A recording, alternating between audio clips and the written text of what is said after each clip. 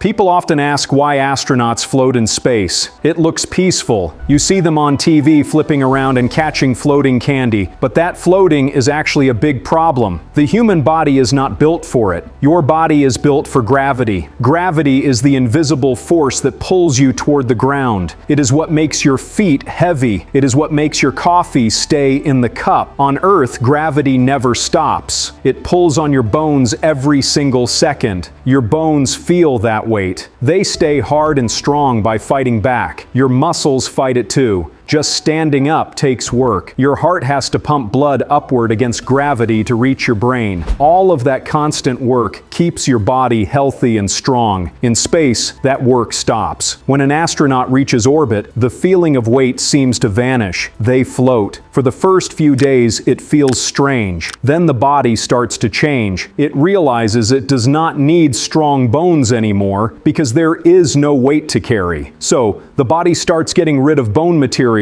It breaks down the calcium and flushes it out. This happens very fast. Astronauts on the International Space Station lose about 1% of their bone strength every single month. Think about that. On Earth, an elderly person might lose 1% in a whole year. In space, it happens 10 times faster. If an astronaut stays in space for 6 months, their bones age about 10 years. Muscles shrink quickly because they are not lifting anything. The heart gets weaker because pushing blood is too easy. The shape of the eye even changes because fluid shifts in the body. When astronauts come back to Earth, they are fragile. They have to be carried out of the capsule. They need months of physical therapy just to walk normally again. This is why engineers have been trying to solve this problem for 60 years. The solution is something called artificial gravity. Artificial gravity means fake gravity. It is not created by a planet. It is created by motion. The idea is simple. If you spin something fast enough, it pushes everything outward. You know this feeling. Think about riding a carousel or being in a car when the driver turns a corner sharply. Your body slides to the side. You feel pushed against the door. That push is not true gravity, but to your body, it feels exactly the same. If you spin a room in space, the walls push back on you. That wall becomes the floor. You can stand on it. You can walk on it. If the spin is just right, your bones feel weight again. This technical mastery is the goal. This idea is old. Scientists wrote the math about it in the 1900s. NASA studied it in the 1960s, but they never built a big spinning station. They built small floating tubes instead. The reason comes down to one hard trade-off. To make spinning comfortable, you need to go very big.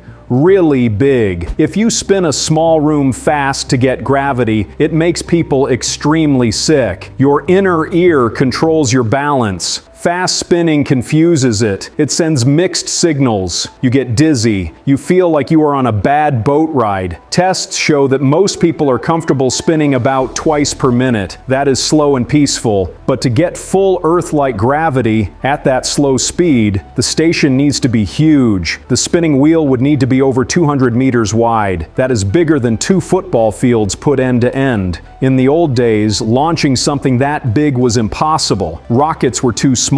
They were also far too expensive. Launching just 1 pound of stuff used to cost thousands of dollars. A giant wheel would weigh thousands of tons. The cost would have broken the budget, so they gave up on the wheel. They chose zero gravity because it was cheaper and easier at the time. But things have changed completely. We now have rockets that are big enough and cheap enough to make this real. The biggest change is Starship.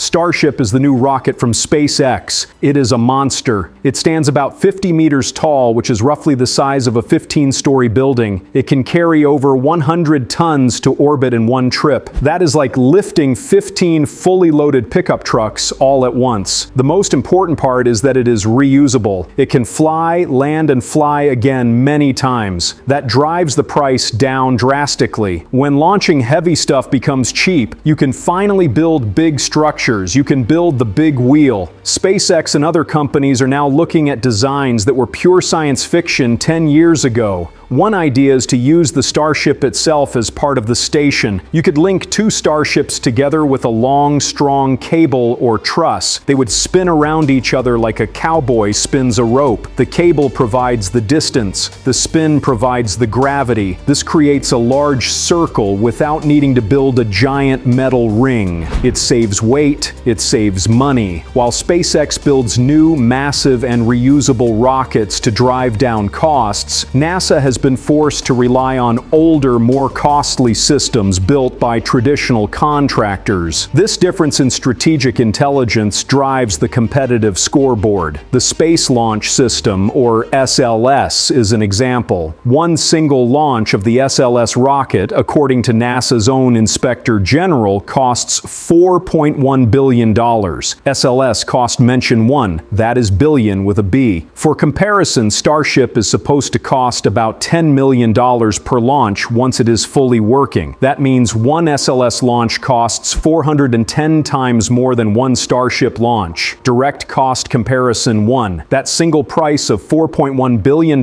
is enough money to buy every single person in the city of Houston a new car. But building the spinning station is only half the battle. You have to keep it working safely. The biggest mechanical challenge is the joint. If the whole station is spinning, how do you attach a visiting spaceship? Imagine trying to jump onto a fast-moving merry-go-round. If you miss, you get hurt. Docking a spaceship is already hard. Docking to a spinning target is extremely hard. The docking port is moving sideways at high speed. The visiting ship must match that speed perfectly. If it comes in too slow or too fast, the connection will shear off. The seal will fail. Air could leak out. Engineers are working on two ways to solve this problem of technical mastery. The safest way is to build a hub that does not spin. Imagine a bicycle wheel. The tire spins, but the center axle stays still. You could build a station like that.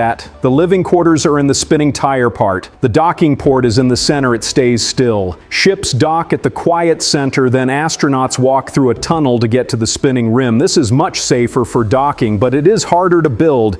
You need a massive bearing between the moving part and the still part. That bearing has to be airtight. It has to carry power and data across the moving joint, and it has to last for 30 years without jamming. Engineers have used clever designs like magnetic bearings, which float without touching, or special slip rings to pass electricity across the gap. These systems are complex but necessary. Control is another problem. In space, there is no air to slow you down. If you start spinning, you keep spinning. But things inside the station move. People walk around. Pumps move water, cargo ships dock and undock. All of these movements change the balance of the station. It is like a washing machine. If the wet clothes get stuck on one side, the drum starts to shake violently. A wobbling space station is dangerous. It puts huge stress on the metal. To fix this, the station needs active balance control. It uses tanks of water or fuel. Computers pump the liquid from one side to the other to keep the weight perfectly even.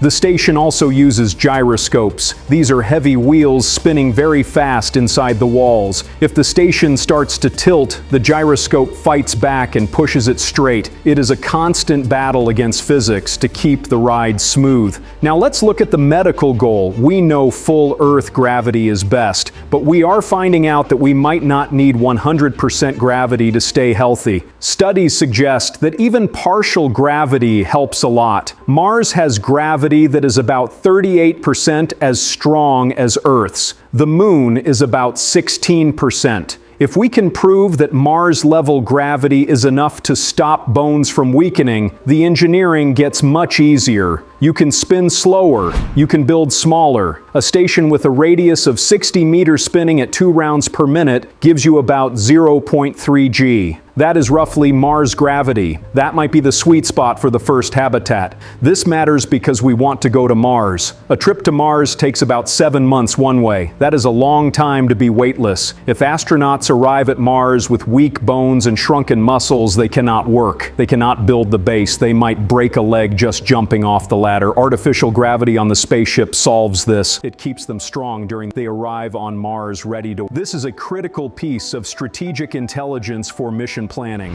NASA has faced criticism for moving too slowly on this. For years, they focused on exercise machines instead of gravity. Astronauts on the space station spend 2 hours a day lifting weights and running on treadmills with bungee cords holding them down. It helps, but it is not a perfect solution. It takes up a lot of time, and bones still lose density. NASA chose this path because it was the low-risk option at the time. Building a spinning ship is risky. If the spin mechanism breaks, the mission fails. NASA tends to avoid major high-profile failures, but private companies think differently. They are willing to take mechanical risks to solve the much larger biological problem. They build fast. They test until things break. Then they fix them and try again. This fast approach is perfect for developing artificial gravity. You cannot learn everything from a computer. You have to build the metal ring, launch it, spin it, and see what happens. You have to find out if the toilet works when it is spinning. You have to find out if the fire suppression system works. These are the practical problems of competence demonstration. The contrast is clear in other areas too. For example, the Boeing Starliner capsule had a major failure on its first uncrewed test. It missed its target destination, the space station, due to a simple clock timing error. Starliner failure mentioned 1.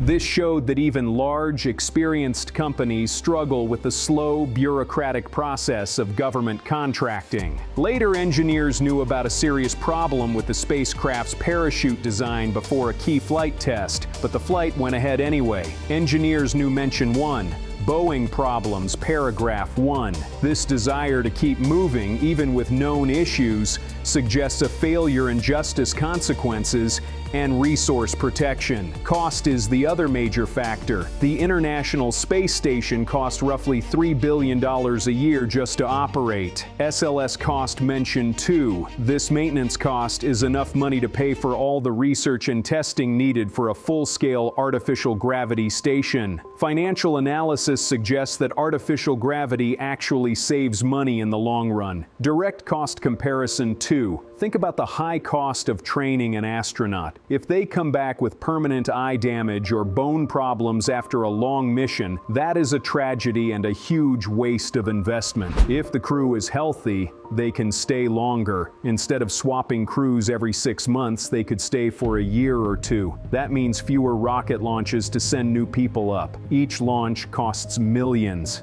Saving launches saves lots of money. It is like buying a more expensive car that gets better gas mileage. Over 10 years, the expensive car is actually cheaper. This is a competitive race. China has already built a space station. They know that to put people on the moon or Mars long term, they need gravity. China says they are going to land people on the moon in 2030. Originally, the US was going to beat them by 4 years. Now, the US lunar landing has been pushed back from 2026 to sometime in 2027. Direct timeline comparison 1.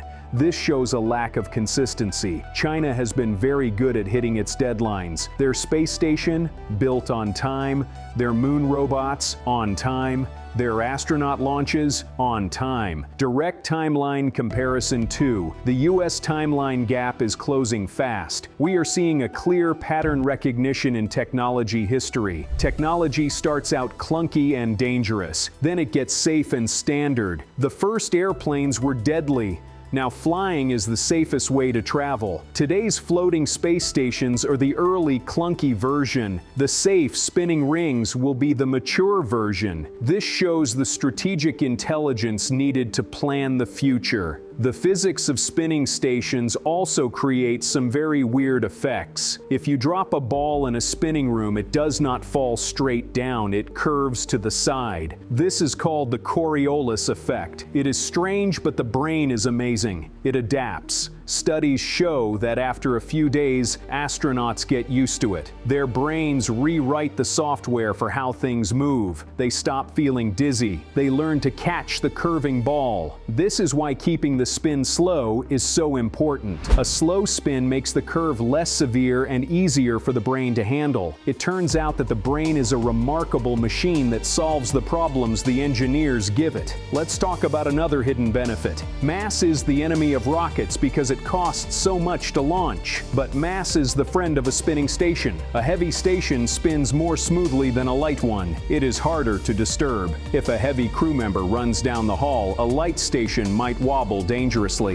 A heavy station barely notices. This is why future designs might use water tanks around the rim. The water serves two purposes. Water is a great shield against space radiation, which is dangerous energy from the sun and stars, and the water adds mass to keep the spin steady. It is a smart way to use mass for both protection and stability, protecting this vital resource. Power is the other system mechanics challenge. Solar panels need to point at the sun to get energy, but the station is spinning.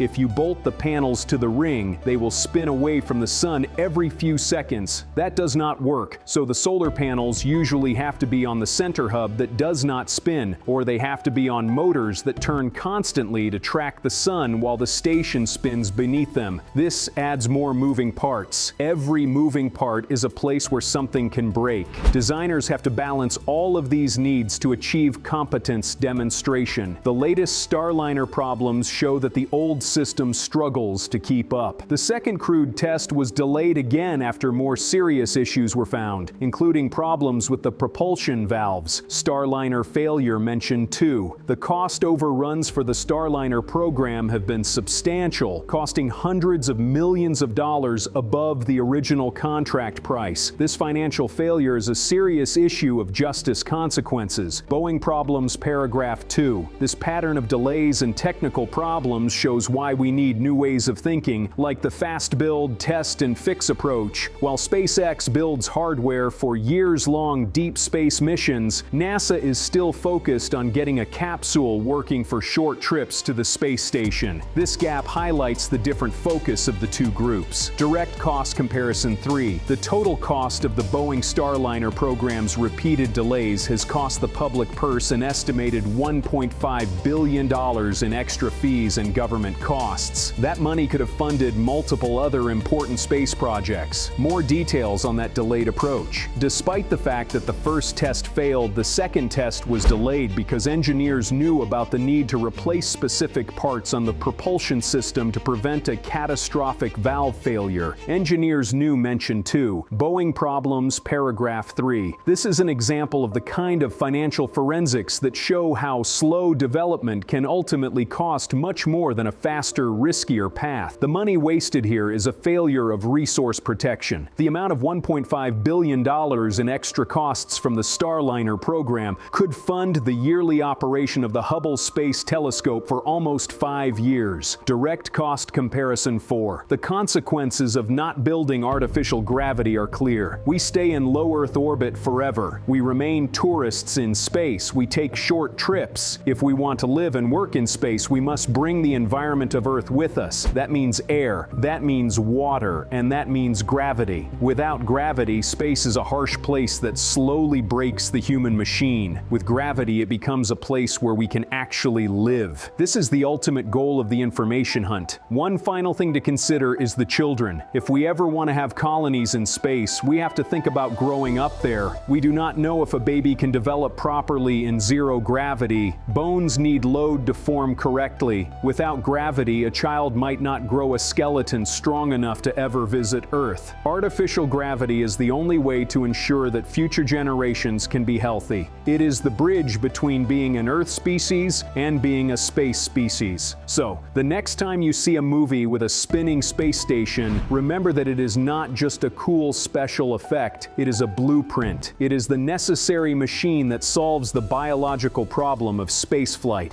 We have spent 60 years studying the problem. We have spent billions of dollars watching bones disappear. SLS cost mentioned 3. Now we are finally building the solution. The difference in timelines is becoming critical. The US faces the danger of being beaten to long-term space supremacy. Direct timeline comparison 3. The Chinese goal of 2030 is only a few years away. The final decision on building a spinning habitat must be made soon. Your tax dollars helped pay for the initial research and development of these life-saving solutions for our astronauts. Your tax dollars use 1. This investment will protect the health of everyone who works beyond our planet. Your tax dollars use 2. In 2,500 words,